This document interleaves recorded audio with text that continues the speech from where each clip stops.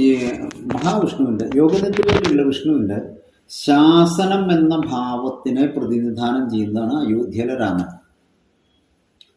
ധ്യാനം അല്ലെങ്കിൽ തപസ് എന്നുള്ളതിനെ പ്രതിനിധാനം ചെയ്യുന്നതാണ് ബദരി നാരായണൻ. ക്രീഡാഭാവത്തിലുള്ള വിഷ്ണു എന്ന് വെച്ചാൽ കുട്ടിക്കളി കളിക്കുന്ന വിഷ്ണു, ബാലലീല മുതൽ അങ്ങനെയുള്ള കുമരത്തിലുള്ള ആ ഒരു കളിച്ചുകൊണ്ട് നടക്കുന്ന വിഷ്ണുവാണ് വൃന്ദാവനത്തിലെ കൃഷ്ണൻ. അത് തർക്കമില്ല ആർക്കും. വൃന്ദാവനം എന്ന് പറഞ്ഞാൽ കൃഷ്ണലീലകളുടെ ഒരു കേന്ദ്രമാണ്. അതുപോലെ വിഹാരം എന്ന് പറഞ്ഞാൽ ഒരു ഭാര്യാസമേതനായിട്ട് അങ്ങനെയുള്ള ആ ഒരു വിഹാരത്തിൻ്റെ കേന്ദ്രം വിഷ്ണു, അത് ദ്വാരകയിലാണ്.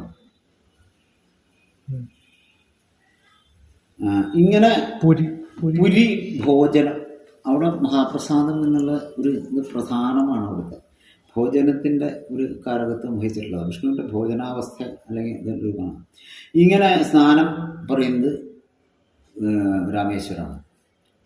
അപ്പം എൻ്റെ ഒരു ഇതിലെ ഏത് ഭാവത്തിന് ഹാനി സംഭവിച്ചാലും അത് ഇതിൻ്റെ ഈ യോഗനിദ്രയിലുള്ള വിഷ്ണുവിനെ എപ്രകാരം ബാധിക്കും, അല്ലെങ്കിൽ ഒരു പ്രകാരത്തിൽ ബാധിക്കണം. കാരണം നമ്മളുടെ കയ്യിന് വലത്തെ കൈയിനും ഇടത്തെ കൈയിനും വലത്തെ കാലിനും ഇടത്തെ കാലിനും ഓരോ അംഗത്തിനും അതിൻ്റേതായ ഒരു പ്രവൃത്തിയുണ്ട്.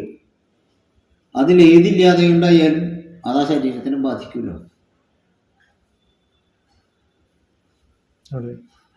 അപ്പോൾ അയോധ്യയിലെ രാമൻ ഇല്ലാതായതുകൊണ്ട് ശാസനം എന്ന ഭാവമാകുന്ന മഹാവിഷ്ണുവിൻ്റെ ശാസന സ്വഭാവത്തിന് ഒരു നഷ്ടം സംഭവിക്കുന്നുണ്ടെങ്കിൽ അത് അതിൻ്റെ തുടക്കത്തിൽ എവിടെ ഇപ്പോൾ അതെങ്ങനെ ബാധിച്ചിട്ടുണ്ടായിരിക്കും.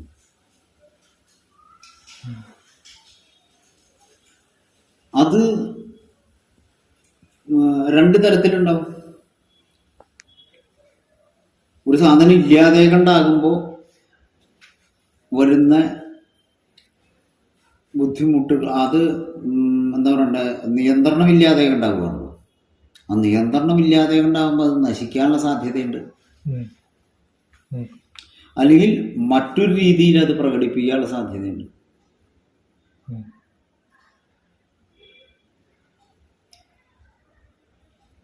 ഇവിടെ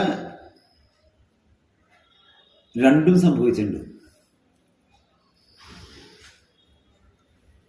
പിന്നൊരു 100-150 കൊല്ലത്തിനുള്ളിൽ ഇവിടെ അനവധി കലുഷ്യമായ അന്തരീക്ഷമായിരുന്നു ക്ഷേത്രവുമായി ബന്ധപ്പെട്ടിട്ടൊക്കെ ഉണ്ടായിരുന്നത്. അത് പിന്നെ അങ്ങനെ വർദ്ധിച്ച്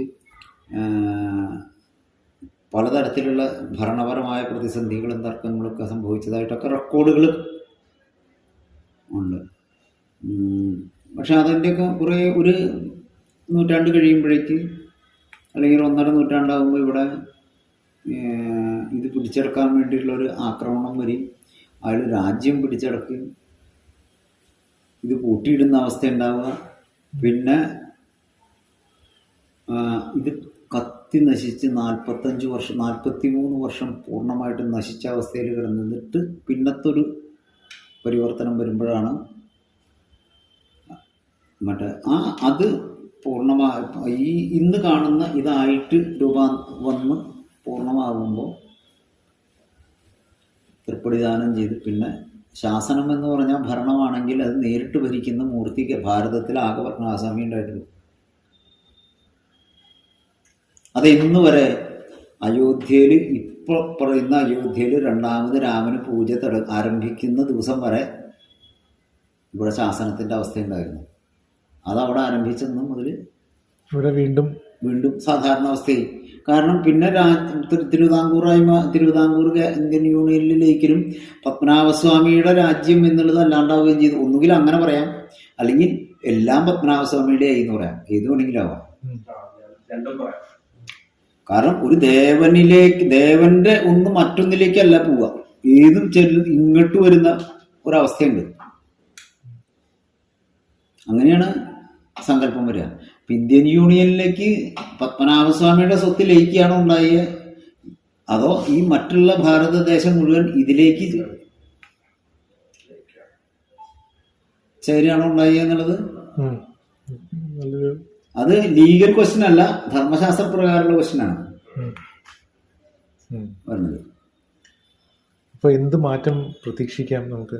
ഇനിയിപ്പോ ഈ പ്രാണപ്രതിഷ്ഠ കഴിഞ്ഞ് ഇതിൽ ഇപ്പൊ എല്ലാ അല്ല, ഇത് മഹാവിഷ്ണുവിന്റെ ശാസനം എന്ന് പറയുന്ന അവസ്ഥയിലുള്ളൊരു ദിക്കിൽ ആ അയോധ്യയിലെ രാമനാണ് രണ്ടാമത് വരുന്നത്. അത് ഒരു ധർമ്മശാസനത്തിന്റെ മൂർത്തിയാണ്. അതാണ് സംഭവിക്കേണ്ടത്. അത്രേ പറയാൻ പറ്റുള്ളൂ.